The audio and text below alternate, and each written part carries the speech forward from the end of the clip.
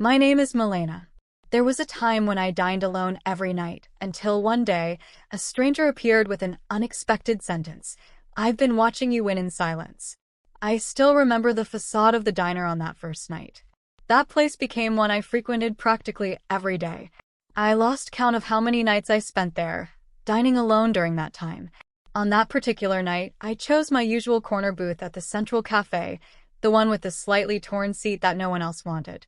The waitress, Abigail, didn't even need to take my order anymore. An orange juice and a grilled cheese sandwich with extra cheese. I always ordered the same thing. I was halfway through my meal when I felt someone watching me.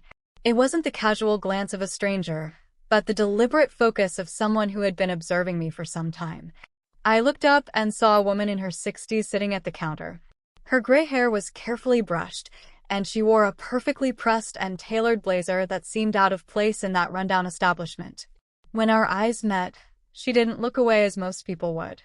Instead, she nodded slightly, as if confirming something to herself. "I've been watching you win," she said, her voice echoing through the almost empty restaurant. I almost choked on my coffee. Win. What was she talking about? My life was anything but a victory. 3 months prior, my startup had collapsed after my partner embezzled our investment funds. 2 months later, my husband of over 8 years decided he needed space and wasn't sure if he still loved me, and then he moved into another house with his coworker. I had just been evicted from my apartment and was living in a cheap hotel room that perpetually smelled of cigarettes and despair. "You're talking to the wrong person," I replied, looking down at my plate again. The woman slid off her stool and approached my booth. Without asking permission, she sat down across from me. Up close, I could see the fine lines around her eyes, laugh lines that spoke of a happier life than mine. "Do you mind if we talk for a bit, Milena?" she asked. The fact that she knew my name made the hairs on my arms stand on end. I considered leaving right then and there, but curiosity got the better of me. "How do you know my name?" I asked. She smiled. That kind of smile that suggested she knew more than she was saying. "You used to sign your credit card receipts with a flourish. Quite distinctive. By the way, I'm Harper." For some reason, that explanation only made things stranger. Had she been watching me long enough to notice how I signed receipts? "What do you want?" I asked defensively. "Just to talk," Harper said. "I've seen you here every night for weeks. Always alone, always composed. Even when your world is falling apart, you maintain your dignity. That's rare." I laughed bitterly. "Composed? My life is a complete disaster." Harper leaned forward. "Even so, you still put on makeup every morning, dress carefully, and tip the waitress 15%, even though you barely have enough money to pay for your own meal. That's integrity, my dear. That's winning where it truly matters." Something in her words struck me forcefully. I hadn't thought of it that way. Even as everything crumbled around me, I had stubbornly clung to certain standards. Not out of pride, but out of some deep-seated belief that how we behave when no one is watching defines who we truly are. "So what if I leave good tips?" "It doesn't change anything," I murmured. Harper's eyes met mine. "It changes everything. It's the difference between being a victim and being a survivor." For the first time in months, someone was seeing me. Really seeing me. Not the failure, not the abandoned wife, but the woman still fighting to maintain her humanity in the face of overwhelming defeats. "I don't think we should be having this conversation," I said suddenly, uncomfortable with her perception. "Perhaps not," Harper agreed, sliding a business card across the table. "But when you're ready, come find me. I might have a proposition for you." With that, she stood up and left, paying her bill and mine on the way out. I sat there, staring at the card long after she was gone. It was white, simple, with only a name and a phone number printed in black. No company, no title, just Harper Lopez. I tucked it into my pocket, telling myself I would throw it away later. But I didn't. I was 34 years old when my life imploded. Before that, I believed in a simple equation. Just work hard and act honestly, and success would come naturally. My mother had always told me that since I was little. "Nothing worthwhile comes easy, Milena," she would say while we made cookies in the afternoon on weekends. My mother was always extremely dedicated at home, and especially with my upbringing. She worked part-time at a convenience store, and whenever she could, she stayed with me. After graduating in programming, I spent 6 years climbing the corporate ladder at a large tech company and then left to start my own business with my college classmate Dylan. We developed an incredible, revolutionary home automation app that was gaining a lot of traction when everything fell apart. The signs were there, but I ignored them. Dylan's increasingly extravagant lifestyle, the discrepancies in our financial reports for which he always had plausible explanations. My blind trust cost 18 employees their jobs and left me personally with nearly $320,000 in debt. The legal battle consumed what little savings I had left. When Jonathan, my husband, left me, it wasn't entirely a surprise. Our marriage had been deteriorating for years, although I was so absorbed in work that I didn't even notice. What surprised me was how quickly Jonathan moved on, as if our 8 years together meant nothing. He kept our house, our car, the few savings that still existed. All I was left with were a few suitcases of clothes and a growing pile of bills. The hotel room I now called home was very different from our modern downtown loft. The wallpaper was peeling, the carpet stained with substances I preferred not to identify, but it was all I could afford while trying to rebuild my life from scratch. Every morning, I would wake up, shower, put on makeup, and wear one of the few business suits I had left. I spent the day at the public library looking for jobs, sending out resumes, and trying to use the connections that hadn't abandoned me. Most nights, I ended up at the Central Cafe, having a juice and ordering the cheapest meal on the menu. My mother's voice constantly echoed in my head. "What's most important about you is your character. No one can change that." So I kept my posture straight, my shoes polished, and my integrity intact, even as I watched my bank account dwindle to 2 digits. The morning after meeting Harper, I found myself taking her card out of my pocket, turning it over between my fingers as I sat on the edge of the hotel bed. There was something about her that had deeply touched me. Something in the way she said she had been watching me win in silence. As if she saw something in me that I couldn't see myself. I decided to call her. Not because I needed to be saved. My pride was too strong for that. But because at that moment, the connection with someone who seemed to understand me felt more valuable than pride. I dialed the number, secretly hoping she wouldn't answer. Instead, Harper answered on the second ring, her voice as calm and steady as it had been in the restaurant. "Milena," she said, not as a question, but as a statement. "I was expecting your call." "How did you know it would be me?" I asked. "Few people have this number. Even fewer would use it at 6 a.m. Are you ready to hear my proposition?" I hesitated only briefly. "Yes." "Excellent. Meet me at Industrial Avenue, 502 at noon. Come alone and bring your resume." She hung up without waiting for a reply. Harbor Street was in the industrial district, a maze of warehouses and transport facilities. Number 502 was an inconspicuous building with no sign, except for the address painted above a steel door. I arrived at 11:30 a.m., resume in hand, feeling like a desperate fool. Exactly at noon, the door opened. Harper stood there, wearing a tailored blazer that probably cost more than everything I owned combined. "Right on time," she said, gesturing for me to enter. "I appreciate punctuality." The interior was nothing like I expected. Beyond a small reception area, there was a vast open space filled with engineers, designers, and programmers working at sleek workstations. Holographic displays showed what appeared to be cutting-edge robotics projects. The whole operation hummed with a quiet efficiency. Harper led me to a glass-walled conference room overlooking the workspace. "Welcome to Aegis Technologies," she said, closing the door behind us. "We don't publicize our presence or our projects. Discretion is paramount in our line of work." "And what exactly is that line of work?" I asked, trying not to look as overwhelmed as I felt. "We solve problems that others can't or won't. Sometimes for our private clients, sometimes for government agencies. Our specialty is thinking beyond conventional limitations." Harper sat at the head of the conference table and gestured for me to join her. "Do you know why you're here, Milena?" I shook my head. "You're here because I was looking for someone with your particular combination of skills and character. I had my eye on you for almost a year, well before your company collapsed. Your work in autonomous systems was groundbreaking, but it's not your technical prowess that interests me most." She leaned forward. "It's what you've been doing since everything fell apart." I shifted uncomfortably in my chair. "Which would be exactly what?" You didn't compromise yourself. Most people, faced with the series of setbacks you've encountered, would have cut corners, become bitter, lashed out, but you maintained your integrity, even when no one was watching. That's rare, and it's exactly what I need for a very special project. Harper slid a tablet across the table. On it was a dossier, my dossier. Details of my career, education, even personal relationships.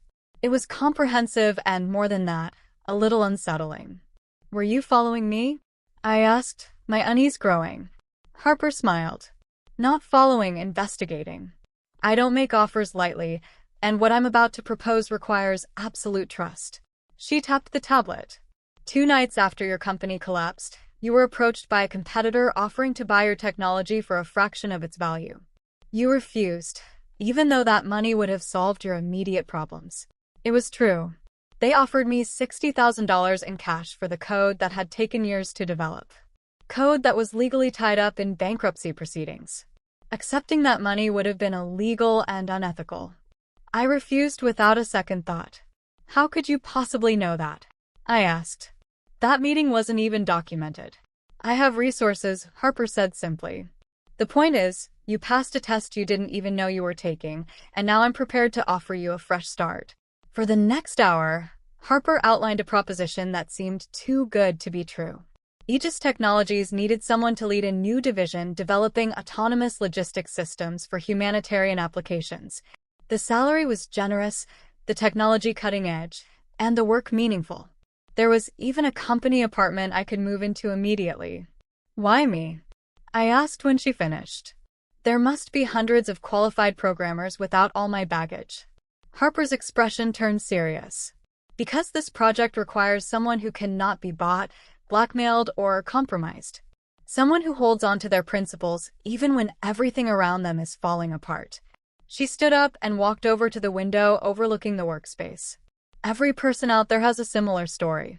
They've all been tested by fire and emerged stronger for it. That's the foundation of Aegis Technologies. Something in her words resonated with my mother's voice, which had guided me through the darkest period of my life. The idea that character wasn't just an abstract concept, but something with tangible value in the real world. When do I start? I asked. Harper smiled. You already have. This meeting was your final interview. The following weeks were a whirlwind. I moved from the dingy hotel to a sleek, modern apartment in the company's residential building. My new team consisted of 5 brilliant programmers, 3 men and 2 women who, like me, had faced significant personal or professional setbacks before finding their way to Aegis. Our project was challenging and rewarding in ways my previous work had never been. 3 months after taking on my new role, I was having dinner at the Central Cafe, now by choice, not necessity, when Harper joined me in my usual booth. So, she said without preamble, have you figured it out yet? I looked up from my meal. Figured out what? Why you really chose me. Harper called Abigail over and ordered an espresso.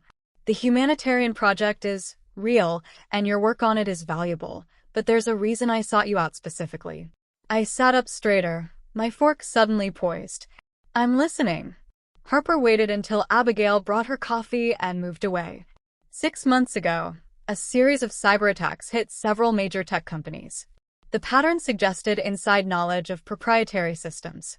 Your former partner, Dylan, was implicated in selling access codes to competitors. The mention of Dylan sent a cold wave through me. Are you saying my company was deliberately sabotaged? Not entirely.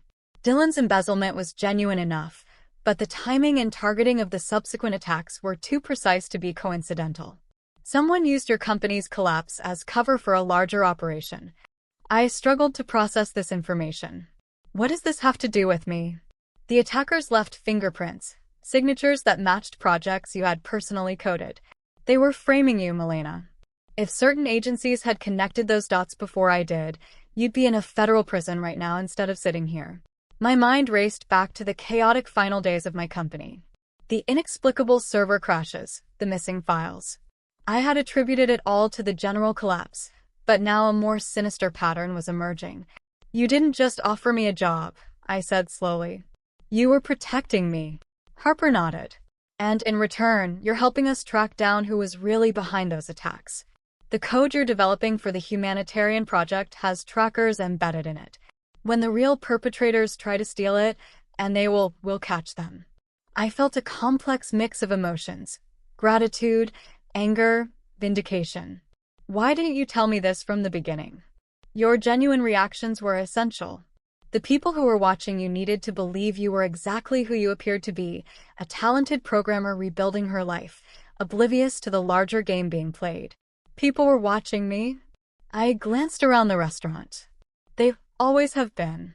Why do you think I approached you so publicly that first night? I needed them to see you had a new protector, someone powerful enough to offer you cover. Harper sipped her espresso calmly. Don't worry, you're safe now. Our counter-surveillance measures are quite effective. I leaned back, trying to absorb everything. So, when you said you'd been watching me win, you meant exactly that. Unknowingly, I was winning a game I didn't even know I was playing, maintaining my integrity when it would have been easy to give in. I survived a trap that was meticulously set for me.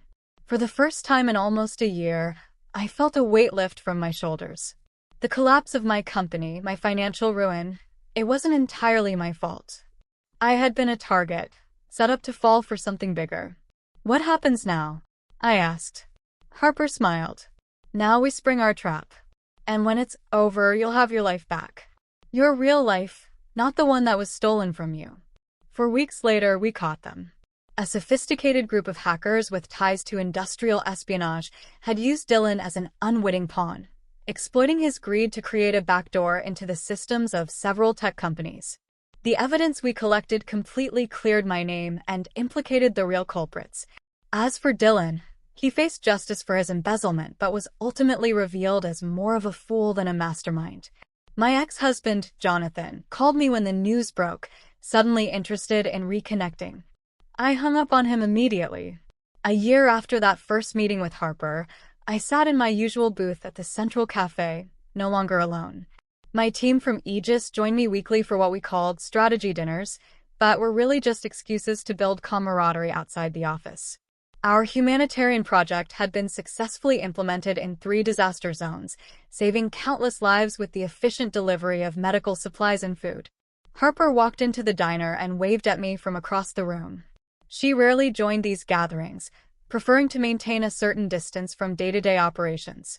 But tonight was special, the anniversary of when everything changed. While the others chatted animatedly, Harper slid into the seat next to me. Happy anniversary, she said quietly. Thank you, I replied. For everything. She shook her head. I just opened a door. You walked through it on your own merits. I looked around at my team, at the life I had now that was, in many ways, better than the one I had lost. I still don't understand why you took such a personal interest in my case, Harper. Harper was silent for a moment before answering. 30 years ago, I was you, Milena. Same situation, different technology. Someone gave me a second chance when I didn't even know I needed one. I'm just paying it forward. She stood up to leave, placing her hand briefly on my shoulder. Keep winning, my dear. The world needs more people who know how to lose everything and still hold on to who they are. As I watched her walk away, I thought about the stranger who had approached me a year ago with those enigmatic words, "I've been watching you win in silence." At my lowest point, those words had seemed absurd. Now I understood their truth. Sometimes, winning isn't about success or achievement. Sometimes, it's simply about refusing to be broken by forces beyond your control, about holding on to your humanity when everything around you conspires to strip it away. Every night I had dined alone, fighting a private battle to maintain my dignity and my principles. And every night, unknowingly, I had been winning in silence. Thank you for listening to Milena's story. Sometimes we are winning internal battles that we don't even know we are fighting, and then life surprises us by showing us that we are great winners. Remember that we are capable of overcoming obstacles and winning battles. What did you think of Milena's story? Tell us in the comments if you identified with it. If you liked this story, please like and share it so that more people feel inspired, and subscribe to the channel for more amazing stories.